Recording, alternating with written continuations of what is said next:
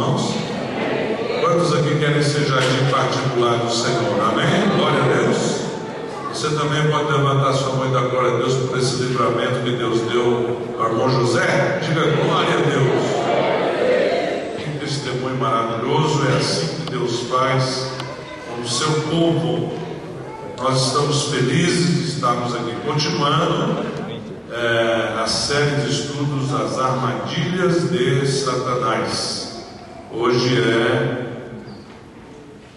o 6º estudo. Então nós queremos convidar os irmãos a abrirem sua Bíblia na primeira epístola universal do apóstolo São Pedro, capítulo de número 5. Nós já falamos aqui na direção do Espírito Santo para os irmãos sobre algumas armadilhas que o inimigo usa para nos tragar, para nos machucar, para nos ferir, para antecipar a nossa morte, tentar antecipar a morte, para nos desanimar na obra de Deus, na vida cristã, na vida familiar. Então, o inimigo ele não brinca, ele não dorme, ele está 24 horas trabalhando, ele e os seus demônios.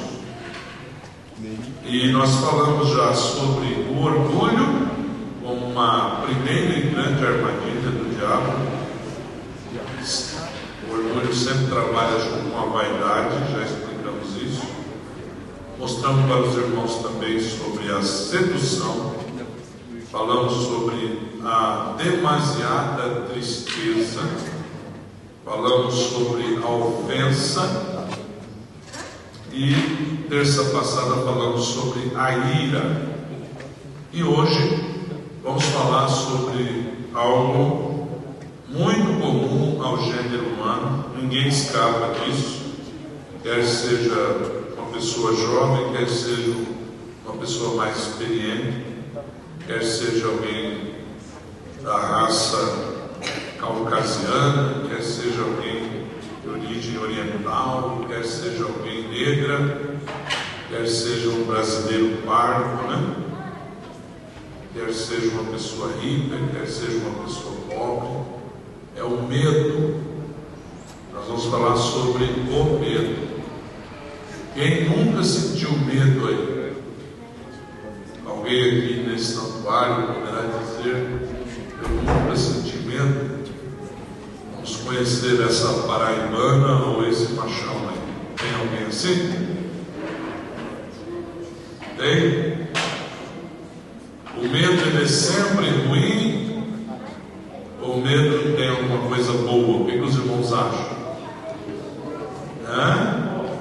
Tem coisa boa, né, irmão? O medo também é necessário. O pastor Celso falou que o medo é necessário. É necessário, não é? É necessário. O menino, depois que leva o primeiro choque de energia elétrica, aí ele fica esperto, né? Quem já levou choque aí? Quem já levou choque? Você fica com medo de levar choque? Se eu te der 2 fios desencapados aqui, você tem coragem de segurar? Ninguém é louco, né? É um instinto de sobrevivência. Então nós vamos conversar sobre isso, obviamente, do ponto de vista espiritual. Então abra a sua Bíblia aí na 1 de Pedro 5, versículo 6 em diante. 1 de Pedro 5, versículo 6 em diante. Se vocês quiserem descansar um pouquinho, vamos estar de pé. Quem achou, diga amém. Amém. Diz assim, queridos: humilhai-vos, pois, debaixo da potente mão de Deus, para que a seu tempo vos exalte, lançando sobre ele toda a vossa ansiedade, porque ele tem cuidado de vós. Sede sóbrios, vigiai, porque o diabo, vosso adversário, anda em derredor, bramando como leão, buscando a quem possa tragar, ao qual resistir firmes na fé, sabendo que as mesmas aflições se cumprem entre os vossos irmãos no mundo. Meu Deus e meu Pai, graças te damos por estarmos aqui e invocamos a sua presença. Que os nossos ouvidos, a nossa mente, o nosso coração seja ungido pelo teu Espírito, Senhor, para que possamos ouvir com atenção, reter a tua palavra, assimilá-la, para que possamos praticá-la no nosso dia a dia. Usa, Senhor, o teu Filho que fará uso da tua palavra. Ó Deus, ministra-nos, que seja, Senhor, compensadora a vida dos teus filhos aqui, aqueles também que podem participar deste ensino pela internet. Nós também pedimos a tua bênção sobre eles, em o nome do Senhor Jesus. Amém. Pode sentar, irmãos. Queridos irmãos, aqui o apóstolo Pedro, esta sessão, do versículo 6, a partir do versículo 5, no versículo anterior ele falou para as pessoas mais experientes, para os anciãos da igreja, inclusive para os presbíteros da igreja. Agora no versículo 5 ele fala para o jovem. Eu não li o versículo 5. E uma das coisas que ele fala para o jovem é algo que todo jovem, ele ora ou outra, o Senhor está ministrando isso a ele: humilhar-nos. Porque existe uma tendência da pessoa mais jovem, quanto menos experiente, é uma tendência maior para ele se ensoberbecer, para ele se arrogar, porque ele está na força da juventude, ele ainda não tem experiência, mas ele ainda não tem as vivências, ele não errou como uma pessoa mais velha. Então o jovem, ele errou menos, e como ele é forte, ele é vigoroso, ele é bonito, a tendência dele se exaltar é maior. Então o apóstolo Pedro, ele pega a sua vara pastoral e dá-lhe uma varada dos jovens da igreja do primeiro século. Humilhai-vos, sujeitai-vos, ele diz, semelhantemente jovens, sede sujeitos aos anciãos. Aí no versículo 6 ele diz: humilhai-vos. É você mesmo que tem que se humilhar. Você não deve esperar alguém te humilhar. Isso é muito aviltante. Pois debaixo da potente mão de Deus, não é debaixo de uma cobertura humana, mas é debaixo da cobertura espiritual divina. É debaixo de Deus que nós nos ajoelhamos. Quando alguém ajoelha-se aqui à frente, não está ajoelhando diante de homens, mas está ajoelhando diante de Deus. Quando você se humilha diante do Senhor, você tem sobre si a mão de Deus, porque a Bíblia diz que Deus rejeita o arrogante, mas Ele habita no meio do contrito de coração, o arrependido, daquele que se humilha, para que a seu tempo se vos exalte. Ou seja, você não vai ficar sempre lá no humus, naquela primeira camada de 10 centímetros da terra. É isso que quer dizer humilhar-se, descer ao humus, etimologicamente. E Deus está dizendo que você jovem, se você fizer assim diante de Deus, você não vai ficar sempre lá, porque ao seu tempo vai ter um momento que Deus vai te levantar, como fez com José, aquele jovem que se humilhou em todas as circunstâncias da sua vida, e Deus o exaltou no tempo correto. E aí ele vai trabalhar um conceito que é muito comum no jovem, que é a ansiedade. Quanto mais jovem, mais ansioso. Se você vê uma criança chorando, bebezinho, aí o pai vai lá na cozinha, põe ele na cadeirinha e vai fazer a mamadeira. O pai nunca blefou com ele, o pai nunca deixou ele com fome. Ele está vendo o pai preparar a mamadeira, mas ele não para de berrar, de se esgoelar. Ele não consegue suportar o tempo que ele tem, da necessidade, e doeu agora o seu estômago, ele está com fome.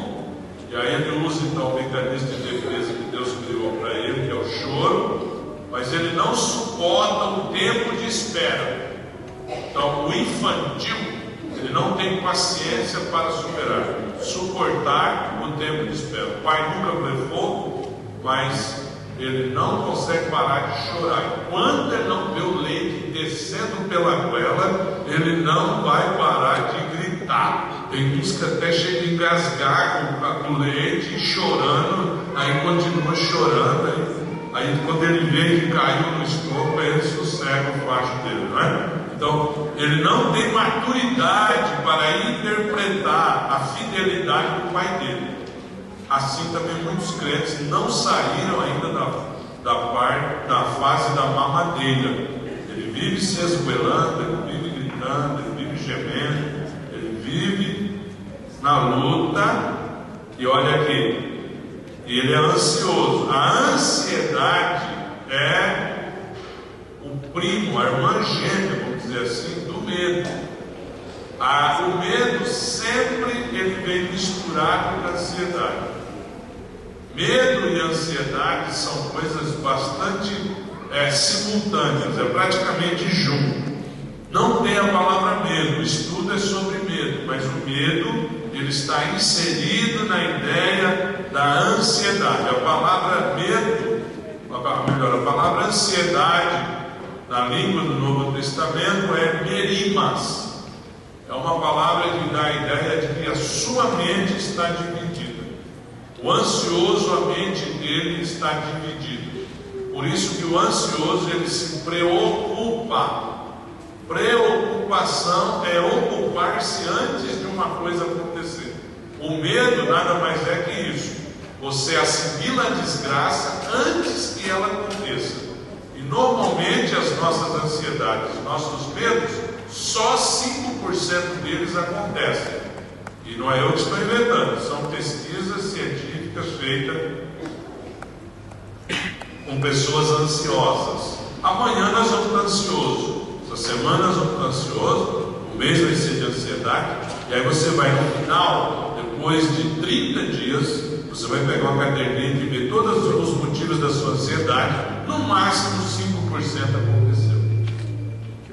Então, a ansiedade é um elemento que o inimigo usa para produzir em nós medo.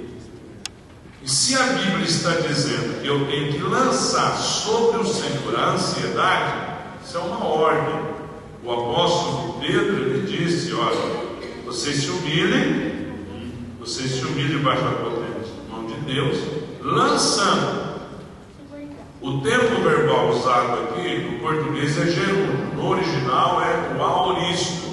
É um tempo verbal que é uma ação contínua, continuada. Sempre você vai ter que lançar. Por quê? Porque Deus conhece a natureza humana. Nós sempre vamos ter algum motivo para estar ansioso.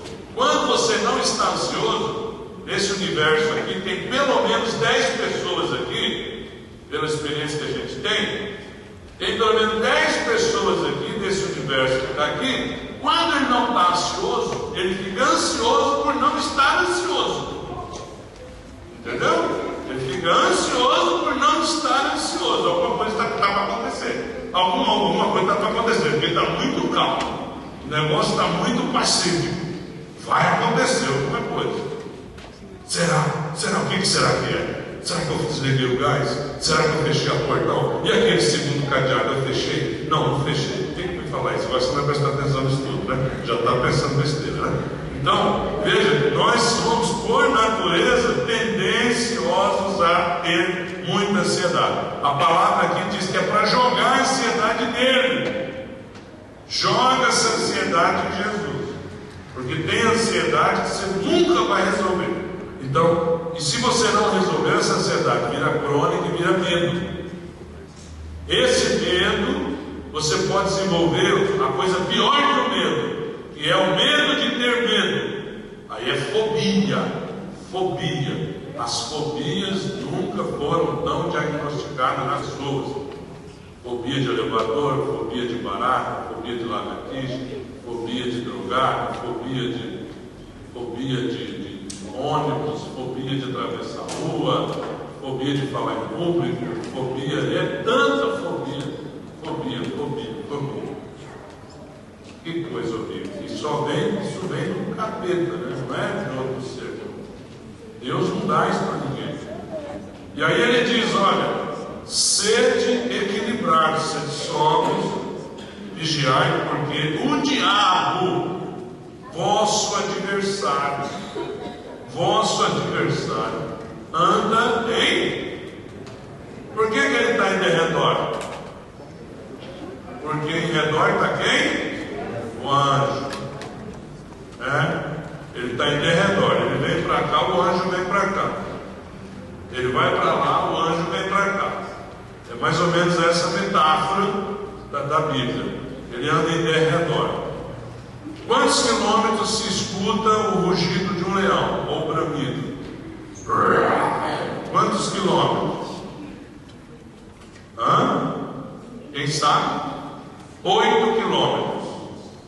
8 quilômetros na África, a gente escuta um barulho lá no Malawi e no Zimbábue, especialmente no Malawi e no Zimbábue.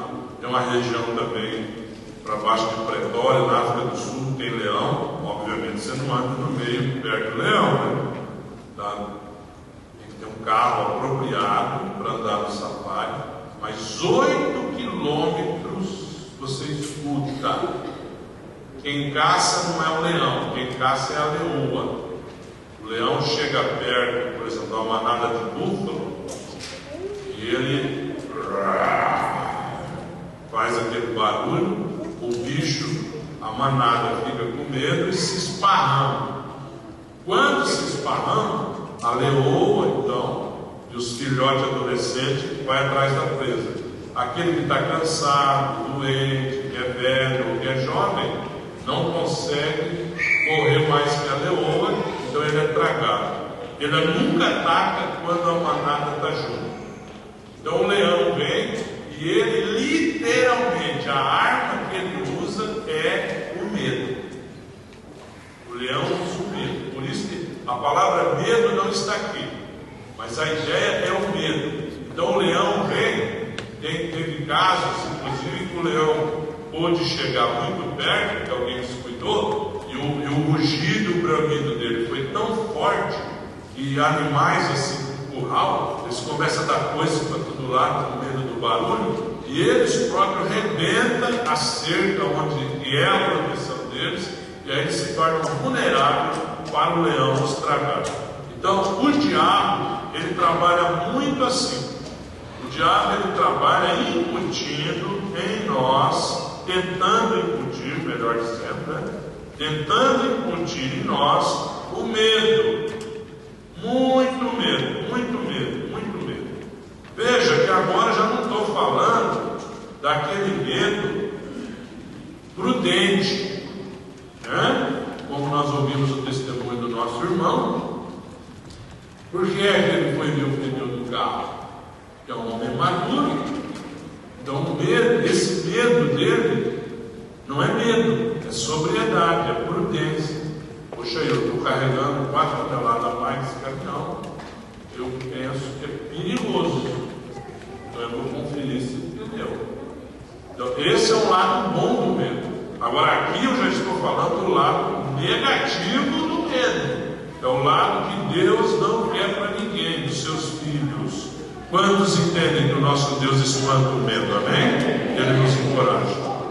Eu, quando visitei Brasília, eu fui lá no Memorial JK, e uma das coisas que me chamou a atenção foi uma frase de Juscelino Kubitschek. Ele disse: Deus poupou-me o sentimento do medo. Deus me poupou o sentimento do medo. Nós, os crentes, podemos escrever uma outra frase: Deus me proibiu ter medo. Me proibiu, assim como Deus também proíbe ter preocupação. Não vos preocupeis com o dia de amanhã, que você vai comer, vestir, calçar, beber. Se você se preocupar com essas coisas, você está pecando. Preocupação com o básico é pecado. Essa é a doutrina radical do Evangelho. Porque toda vez que eu desobedeço a Deus, eu estou pecando. Isso é muito sério. E a Bíblia apresenta 365 vezes a expressão não temas. Será que é só uma coincidência? O que você lembra com 365? Um para cada dia. Então é uma ordem do Senhor. Em Tiago, capítulo 4, versículo 7, veja de novo a relação que existe entre sujeitar-se a Deus e vencer o diabo. Veja lá, vocês têm que abrir a Bíblia bem rapidinho hoje, tá?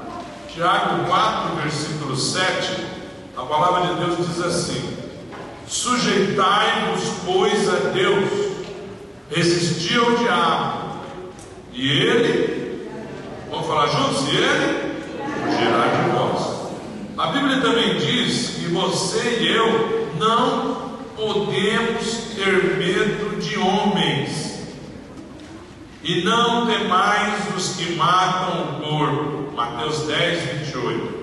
Não temais os que matam o corpo e não podem matar a alma.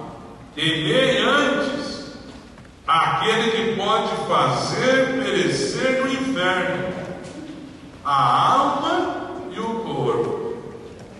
Então a Bíblia diz que você não pode ter medo de homens. Pastor, mas que negócio é esse? Uma vez eu fui tratar de um caso, a mulher, infelizmente, da igreja traiu o seu marido. Eu estava ajudando ela a confessar isso ao seu esposo. Eu disse para ela: você cuidado, irmão, você não brigar com o seu marido e você soltar isso na cara dele, vai dar um maior problema. Eu estava orando, jejuando para ajudá-lo, mas logo em seguida eles discutiram e ela jogou na cara do marido. E aí ele me ligou muito bravo, pediu para eu ir na casa dele. Estava tendo uma reunião aqui na sede.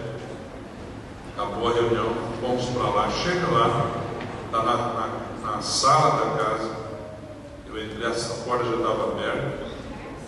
Aquele homem estava muito irado, estava com o olho esbugalhado, irado, vermelho, pescoço latejado já, largo, a veia aqui esticada, e uma peixeira desse tamanho em cima da televisão dele.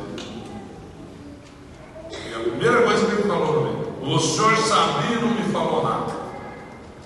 Olhava para mim, olhava para a peixeira. Eu pensei: hoje é o dia que eu vou embora. Aí eu pensei: Senhor Jesus, estou muito novo para morrer com uma faca desse jeito. Aquele dia eu tive medo. Eu tive medo. Mas será que Jesus está falando para eu deixar de ser um ser humano? Que eu vou ter medo. Eu lembro que nós estávamos evangelizando o Quebec. Na verdade era o Herman Moraes de Barros. E aí eu bati palma numa casa e estava a Beber cansada. Aí a pessoa gritou de lá: pode entrar. Aí quando eu entrei, um cachorro desse tamanho assim, vindo para cima de mim.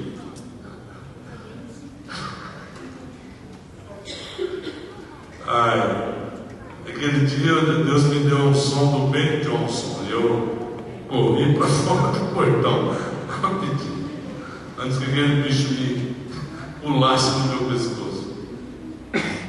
Então, será que Jesus ele está dizendo que eu tenho que ser um super-homem? Não, irmãos. Jesus está dizendo daquelas pessoas que se opõem à vida, que se opõem ao Evangelho, que é te atacar porque você é um servo de Deus. Jesus falou: não tema essa gente, eu vou cuidar de vocês. Amém? Amém.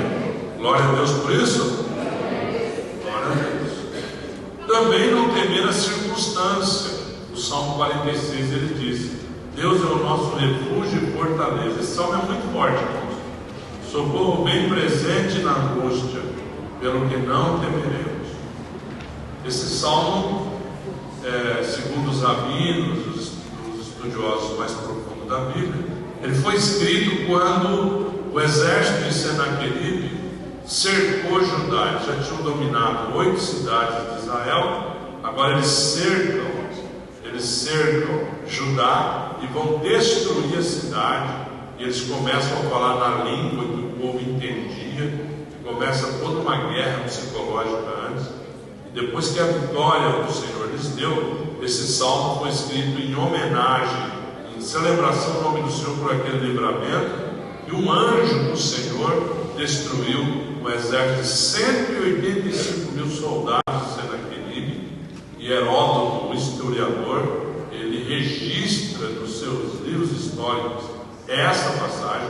E Heródoto diz que houve, na semana anterior ao ataque planejado nos muros de Judá, houve um ataque de ratos no acampamento dos babilônicos, dos assírios, do exército de Senaqueribe, e os ratos roeram os arcos dos soldados, e eles fizeram xixi, e houve uma peste de leptospirose em todo o exército.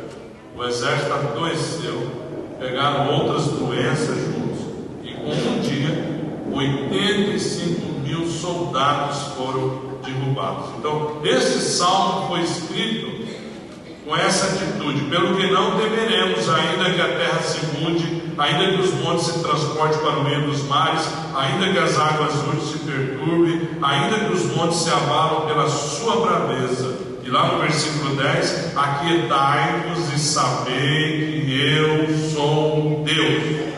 Serei exaltado entre as nações, serei exaltado sobre a terra. Quantos podem glorificar o nome do Senhor? Então nós observamos que a Bíblia, ela diz para a gente não ter medo, nem do diabo. Tem pessoa que jamais vai expulsar um demônio, porque ele tem medo do diabo, enquanto você devia saber que o diabo é que tem medo de você. Para expulsar o demônio, você tem que conhecer a palavra de Deus. Você expulsa o demônio com a fé que você tem na palavra de Deus. Não ter medo dos homens maus e não ter medo das circunstâncias. Você acha que você entende que Deus te dá essa graça? Quantos creem nisso? Mas qual é a natureza do medo? Primeiro, o medo é um espírito. Satanás, ele tem demônios para todas as áreas. Mas a Bíblia diz em 2 Timóteo 1,7: porque Deus não nos deu o espírito de temor. Outra versão diz o espírito de covardia, mas de fortaleza e de amor e de moderação.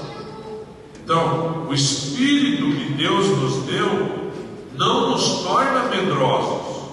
O espírito que Deus nos deu é o mesmo espírito que levou Jesus lá em Nazaré, mesmo sabendo que ele ia ter adversidade, que eles iam querer matá-lo antes da hora. Ele leu o texto de Isaías: o Espírito do Senhor está sobre mim, pois me ungiu para evangelizar. E naquele mesmo dia pegaram as pedras para apedrejar o Senhor Jesus, e ele não teve medo de evocar o seu chamado, a escritura de Isaías, e dizer que o Espírito estava sobre ele.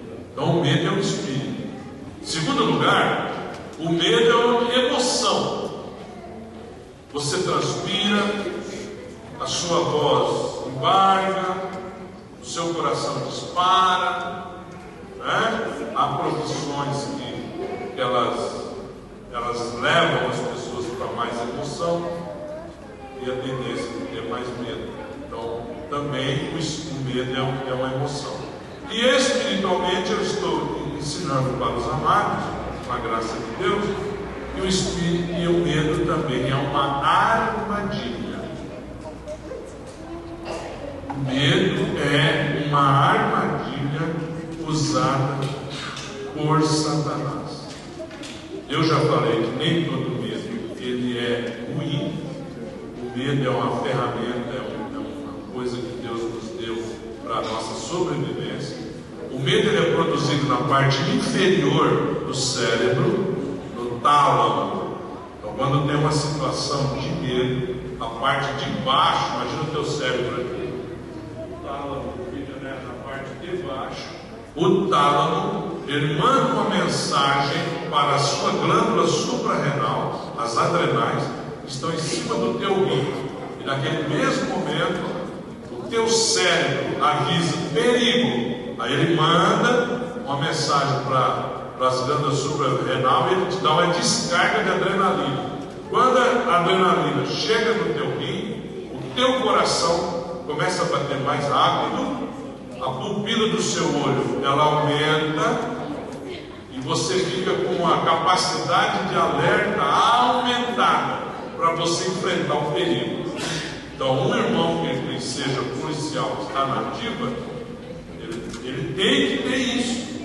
Se ele não tiver esse medo, ele vai levar uma bala na ocorrência. Então, para ele é muito importante que ele tenha situações que a pessoa é colocada em grande desafio. Toda vez que eu assumo esse púlpito domingo, eu tenho uma descarga de adrenalina. Eu tenho muito medo de pregar.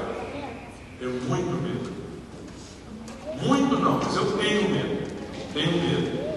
Tenho medo de não pregar o que é para pregar. Tenho medo de ofender as pessoas. Tenho medo de eu não ser fiel ao meu Senhor. Tenho medo de não ser fiel à palavra que Ele me deu. Tenho medo de banalizar a mensagem.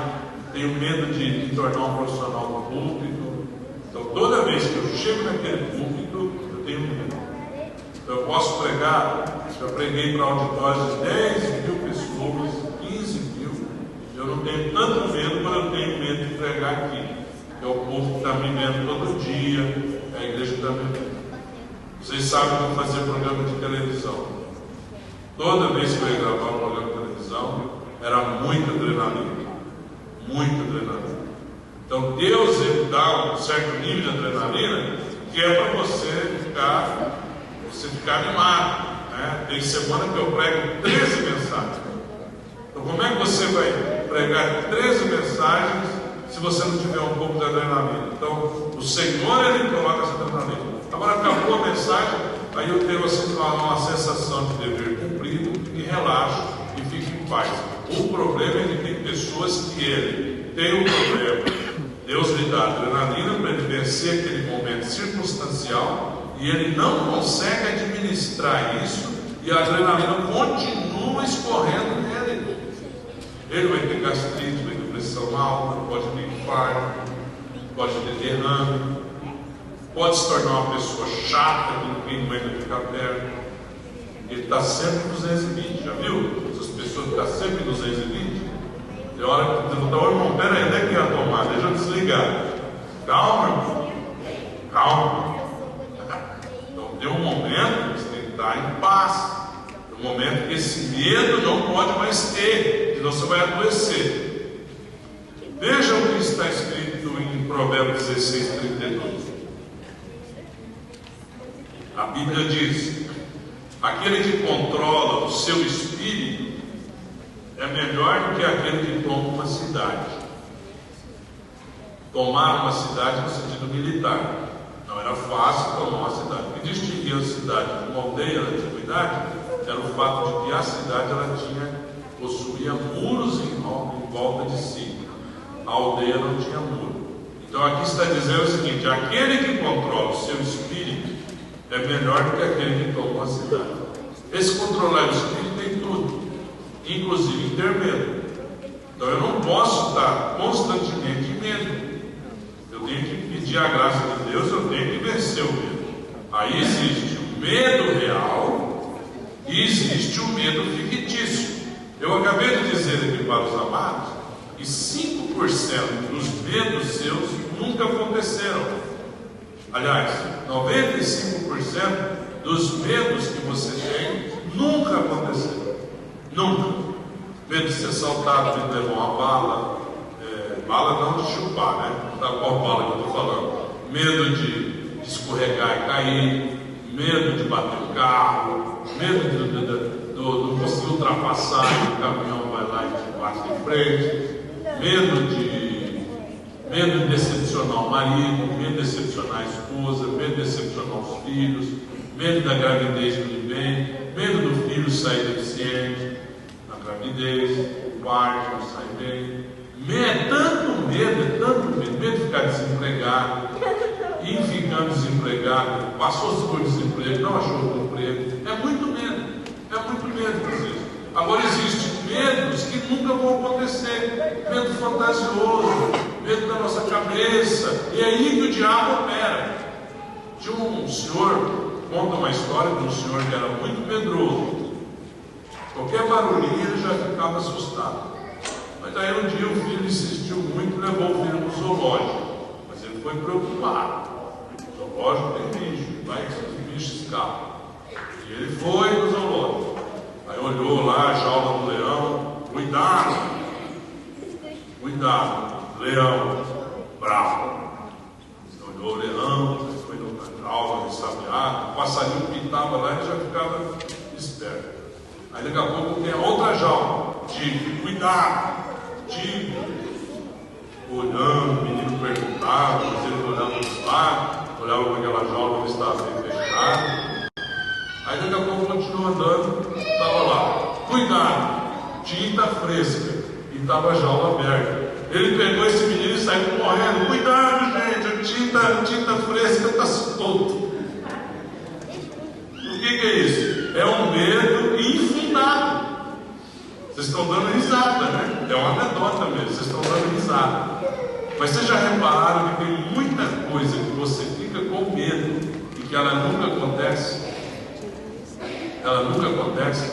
E você pensa daí, meu Deus, eu fiquei tão preocupado que não aconteceu. Não quer dizer que nós somos chamados à irresponsabilidade, mas nós precisamos entender que o nosso Deus nos dá força para vencermos o medo. Amém?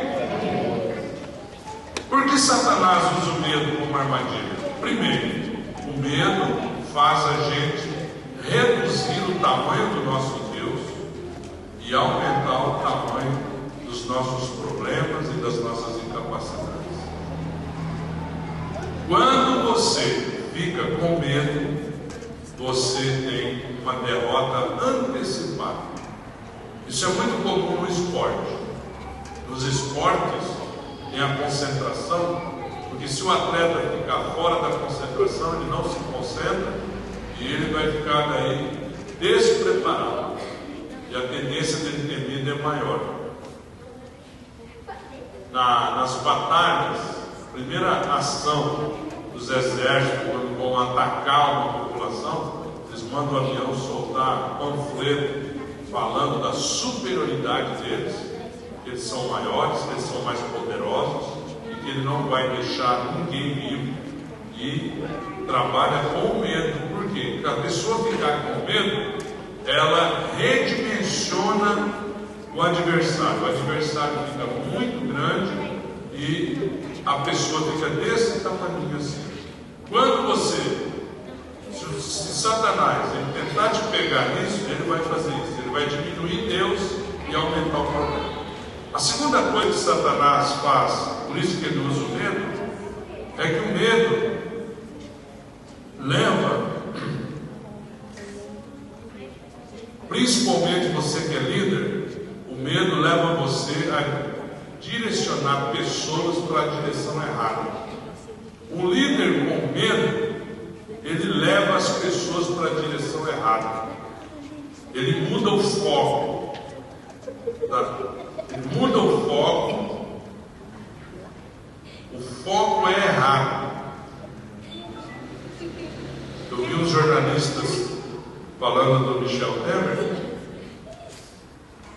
Aí, como eles trabalharam bastante para derrubar o partido que estava no poder, então eles deixaram de ser jornalista uma hora e viraram psicólogo. Eu cheguei a dar risada, dando conselho para o Temer.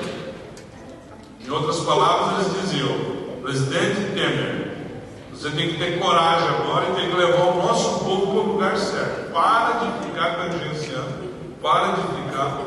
É isso que o inimigo faz. Ele solta um traque aqui, Aí todo mundo vai ficar olhando o traque, perdendo tempo com o traque, enquanto ele está soltando uma bomba de hidrogênio lá. Então o que acontece? O medo levou os 10 espias a conduzir Israel para a derrota. Dos 12 enviados, só 2 venceu o medo. Só 2 venceu o medo. E a palavra de Deus, o Senhor já tinha dito: eis que o Senhor teu Deus te deu esta terra diante de ti, sobe e possua, como te falou o Senhor, o Deus de teus pais. Não temas e não te assustes. Mas aqueles 2 homens, morrendo de medo, conduziu toda uma nação para a derrota. Atrapalharam, atrasaram o plano de Deus. Então, se você é pai, cuidado para você não levar a sua família para o lado errado. Você que é líder de um ministério na casa de Deus, cuidado.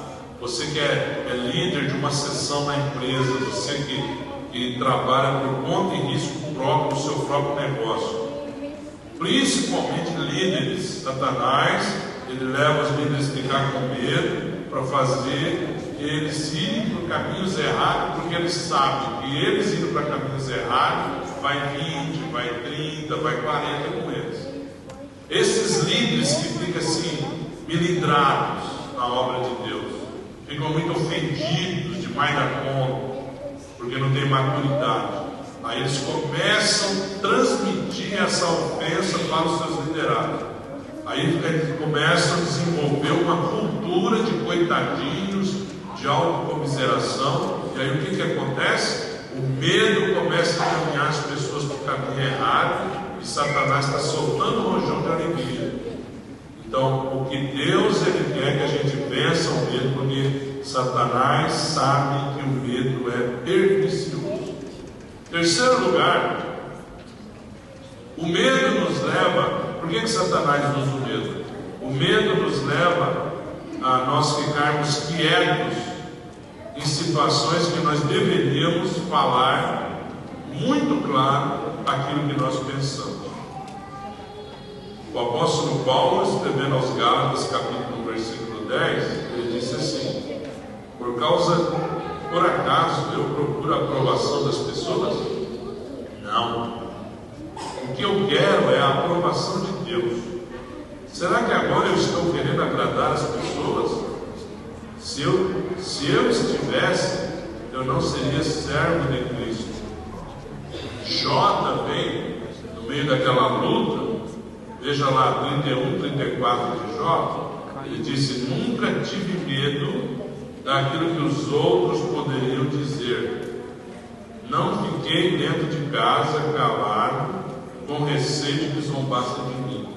Então a pessoa já usa o medo porque ele sabe que uma pessoa com medo, ela não vai falar, ela não vai agir na hora que ela tem que agir.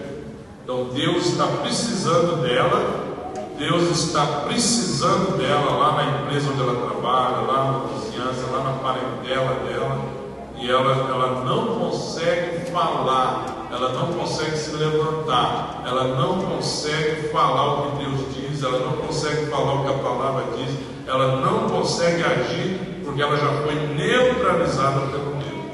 Por isso que o diabo usa o medo. Em quarto lugar, o medo nos faz ser passivo diante de atos da maldade. É mais ou menos o mesmo que eu já falei no terceiro, mas agora tem uma dimensão diferenciada. O medo faz a gente ficar inerte diante da maldade. É o que disse o pastor Martin Luther King Jr., que lutou contra o racismo em Nova York e nos Estados Unidos. Ele disse: o que me assusta não é a violência dos brancos contra os negros, o que me assusta não é a maldade dos maus contra os oprimidos, o que me assusta é a inércia dos bons, não é a ação dos endemoniados. O que me assusta é que os bons estão bem quietinhos, E Edmund Burke, ele disse uma vez: a única coisa necessária para o triunfo do mal é que os homens bons não façam nada. Pedofilia, isso não tem nada a ver comigo. Meus filhos estão tudo em casa, graças a Deus. Eu pago uma escola boa para meus filhos. A escola dos meus filhos é muito boa, meus parentes são muito crentes. Não tem nada a ver comigo. Pedofilia, isso não tem nada a ver comigo, não. Isso é coisa de. Estou exagerando demais esse negócio aí. Não. O diabo está atuando nessa área. Eu não posso ficar quieto. Você não pode ficar quieto. O pastor que começa a pregar muito sobre a injustiça do mundo, logo ele começa a receber e-mails. O pastor está se metendo muito em política. É política? Você pregar contra as maldades do mundo? Sim ou não? Não. Necessariamente não é política partidária, né? Olha o que está escrito em Efésios 5,11. Quando a pessoa está com medo, ela não obedece esse versículo, ela não tem condição de fazê-lo. Aliás, esse versículo é muito complicado, né? Esse versículo é muito sério. Efésios 5,11. Por isso, momentos de que nós estamos vivendo. O apóstolo diz assim: não comuniqueis, ou seja, não sejam cúmplices. Não comuniqueis com as obras infrutuosas das trevas, mas antes condenai-as. Então não basta você não ser cúmplice da maldade. Você não pode ficar quieto com a maldade. Se você mora vizinho de uma pessoa, todo dia você ouve a mulher apanhar, você vai ficar quieto? Eu não vou me meter nisso não. Minha avó sempre dizia: pastor, briga de marido e mulher, ninguém bota a mulher. Essas frases senso comum, nem sempre elas expressam a verdade e a Bíblia. Você não pode ficar quieto. Tá lógico, você não vai dar o de herói de entrar lá dentro da casa. Mas você tem um telefone, você pode muito bem ligar para a polícia. Amém, irmãos? Todos estão entendendo o que nós estamos falando? Eu anotei aqui um dia que eu estava ouvindo uma mensagem do pastor Silas Malafaia, e ele disse assim: a ousadia do inimigo se torna ainda maior quando ele percebe que estamos amedrontados. Quando ele percebe que você está amedrontado, aí a maldade dele aumenta. Eu estou falando do inimigo espiritual, do inimigo de Satanás. Mas o nosso Deus está conosco. Quantos creem? Se ele está mandando a gente não ter medo, é porque ele está conosco. Em quinto lugar, por que Satanás usa o medo? O medo nos faz buscar um consenso, o politicamente correto, em vez de realmente ouvir a voz do Senhor. O pai de família, às vezes, não tem que tomar medidas politicamente corretas com a família. Ele tem que entrar lá no quarto dele, fechar a porta, dobrar o joelho e orar. O que é que nós vamos fazer? Depois que ele tiver muito claro na sua mente, se ele é um homem de Deus, o que é que tem que fazer, ele vai ter que administrar a decisão. Mas eu não posso toda a decisão da família, da empresa, do ministério, da igreja local, ou até da igreja mesmo. Não pode sempre tomar decisões a partir do consenso, e nem sempre o consenso é a vontade de Deus. Agora, quando eu estou morrendo de medo, eu vou primeiro para o consenso, eu vou para a política, em vez de buscar a presença de Deus. É lógico, ninguém deve ser ditador. Agora, quando Deus ele te dá uma direção, você tem que agir. Livro de Provérbios, no capítulo 1, versículo 10, a palavra de Deus diz assim: filho meu, se os pecadores complantistas te quiserem tentar, não consintas. Amém? Agora eu não vou mais desenvolver, só vou ler aqui os pontos para a gente estar chegando já no final, né? Em sexto lugar, por que Satanás usa o medo? O medo nos leva a não arriscarmos na evangelização e ao resgate de vidas. Por isso que Satanás, ele amedronta os crentes, amedronta a igreja. Tem um grupo de pastores agora que está obedecendo mais o ministério público que Jesus. Eles estão morrendo de medo do ministério público. Eu acho um absurdo. Não se prega mais, não se vai mais cuidar de casa. Não, porque tem um promotor aí que se levantou contra a igreja. E eles estão comendo na mão dos promotores. É isso que o diabo quer. Ficar morrendo de medo para não fazer a obra de Deus. Em sétimo lugar, o medo nos leva a recusarmos aceitar mudanças. Porque nós temos muito receio de sair da zona de conforto em vez de nos transformarmos à imagem de Cristo.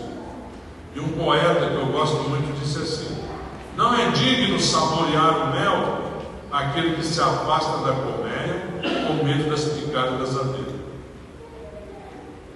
Não é honroso eu mandar minha esposa lá tirar o mel para não levar picada, mas depois eu querer comer o mel. Então, o medo nos leva a recusarmos aceitar mudanças, porque a mudança tira a gente da zona do conforto. Então, morrendo de medo, eu não quero sair do meu barco para andar com Jesus. Todo mundo critica o apóstolo Pedro porque ele afundou na água. Vocês já repararam que ele deu uns passos na água? Ele andou na água, literalmente.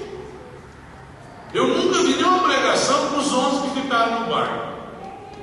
Eu só vejo pregação do que saiu para fora do barco. E você pensa que é fácil sair do barco, dentro da água? O barco ele tem uma borda.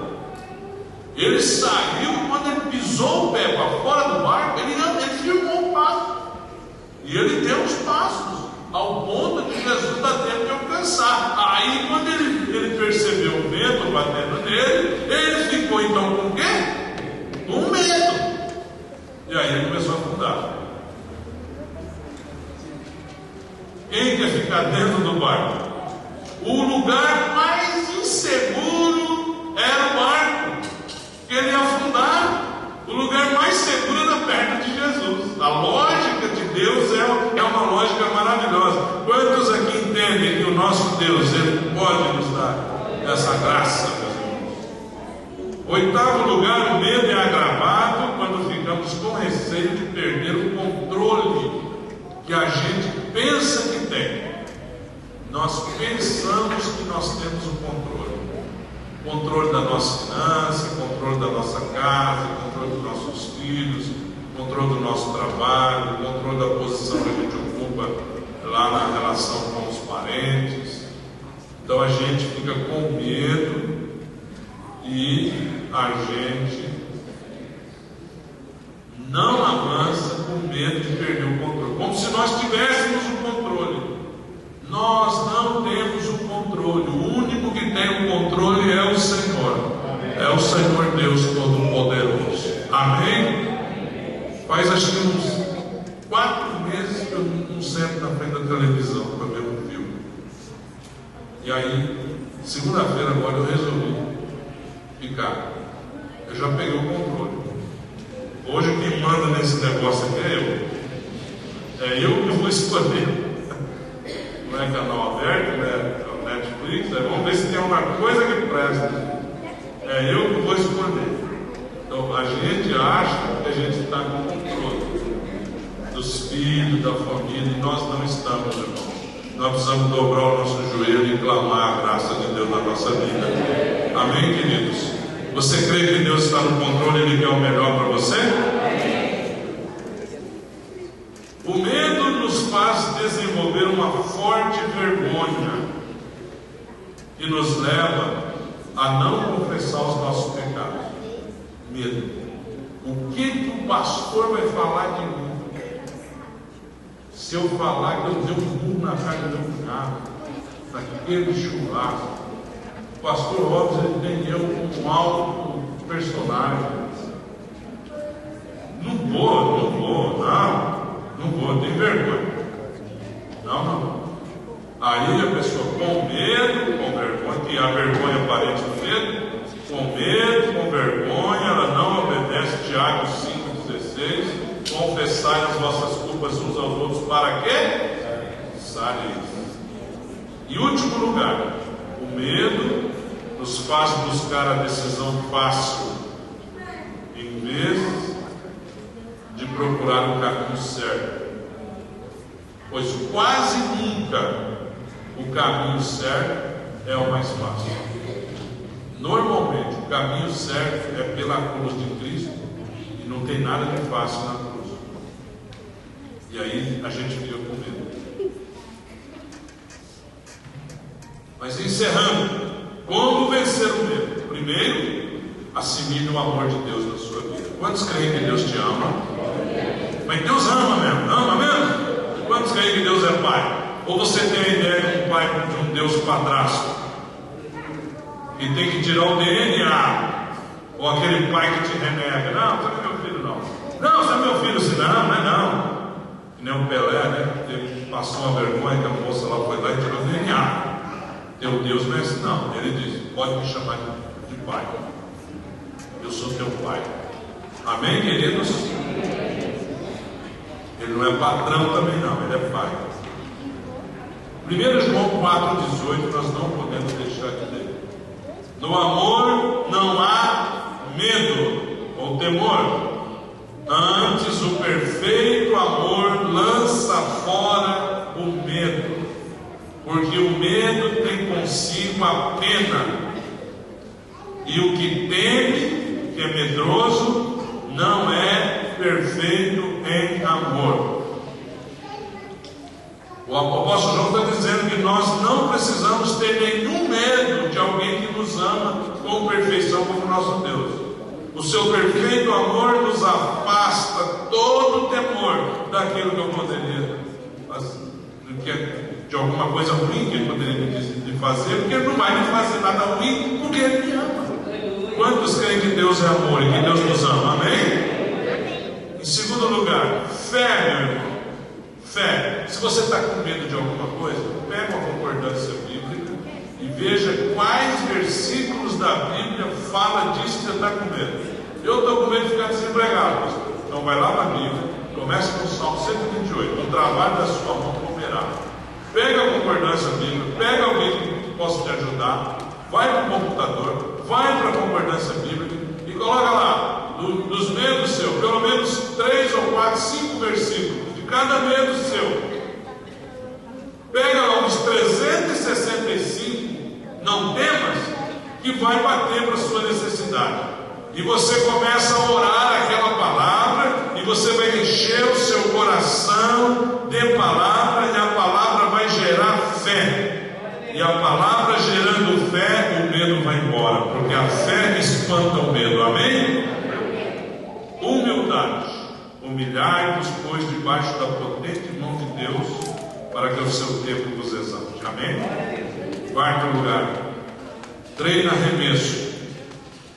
Não é arremesso de peso, nem de dardo, apesar da bebida, mas é arremesso de ansiedade. Pega a ansiedade assim, ó, e ó. Como é que faz isso, pastor? Orando. Você tem que orar. Você não vai conseguir sozinho. Equilíbrio. Sede sóbrios, vigiai, seja equilibrado. Você não vai ser um irresponsável. Se veio algum medo, talvez é o alarme que está acionado para você tomar cuidado com alguma área. Então você toma as cautelas necessárias, que o irmão José fez com o pneu, e aí você está equilibrado. Amém, queridos? Em último lugar, resistência e inspiração. Resistir o diabo, que o diabo, vosso adversário, anda em derredor, bramando como leão, buscando a quem possa atacar, a qual resistir firmes na fé. Fale comigo: Senhor, eu resista firme na fé, sabendo que as mesmas aflições se cumprem entre os nossos irmãos. Ou seja, os irmãos da Coreia tem um índice de medo muito maior do que eu.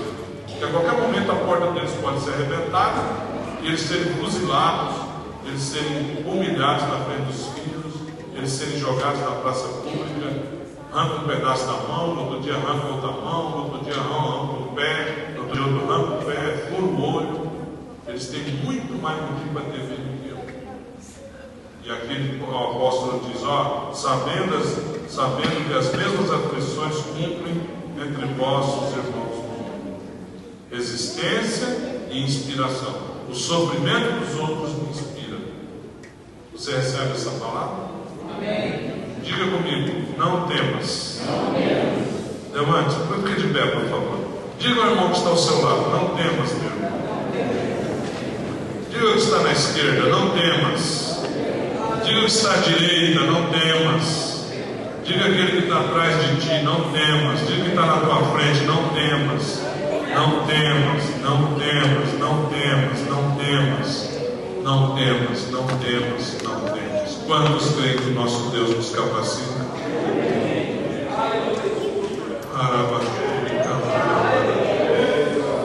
O que é que você está com medo? Está com medo de alguma coisa? Então vamos lançar sobre o Senhor a nossa ansiedade.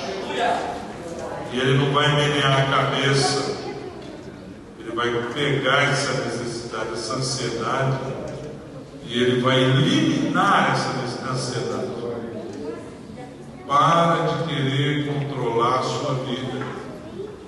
Toda vez que você quis controlar a sua vida, você se deu mal. Deixa que Deus controle a sua vida, porque Ele é o Deus todo-poderoso, mas Ele também é o Deus todo amoroso. Ele me ama, Ele é o meu Pai, Ele cuida de mim, Ele quer o melhor para mim, Ele olha para mim com um olhar de amor, Ele intervém na minha vida, Ele intervém na minha família, Ele intervém na história, Ele está no controle, Ele me ama, Ele quer o meu bem. Aleluia. Levante a sua mão e glorifique o nome desse Deus. Glorifique o nome desse Deus. Deus vai tirar todo o medo da sua vida, todo o medo, pela autoridade da palavra de Deus, em nome de Jesus. Eu afugento todo o medo do coração do povo de Deus, todo o medo do coração destas irmãs e destes irmãos, todo o medo do coração dos nossos jovens, dos nossos adolescentes, das nossas crianças, e Ele vai tirar todo o nosso medo, e não é simplesmente uma maquinação psicológica, mas é que o Senhor tem todo o poder, e Ele cuida de nós, Ele zela por nós, Ele vela pela sua palavra para cumprir, Ele nos ama, Ele é um Deus amoroso, todo poderoso, é um Deus zeloso de boas obras, é um Deus que não abandona os seus filhos, ainda que uma mãe abandone o filho que gerou, ainda que ela deixou de amamentar, o Senhor diz: eu, o Senhor, não te abandono, eu não te deixarei, eu estou contigo por onde quer que andares, eu tomo você pela tua mão direita e te digo: esforça-te, porque eu, o Senhor, sou contigo.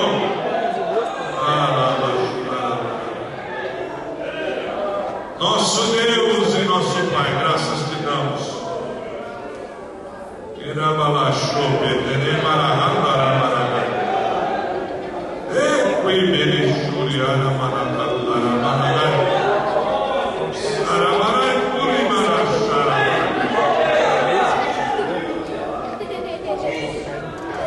Eu ministro, ó Deus, a tua graça sobre o teu povo, a consciência da presença do Senhor, seja sobre este homem, seja sobre esta mulher, a consciência viva da tua presença, que ele assinta no seu dia a dia, que quase seja física a presença do Senhor nesta vida. Eu ministro sobre o teu povo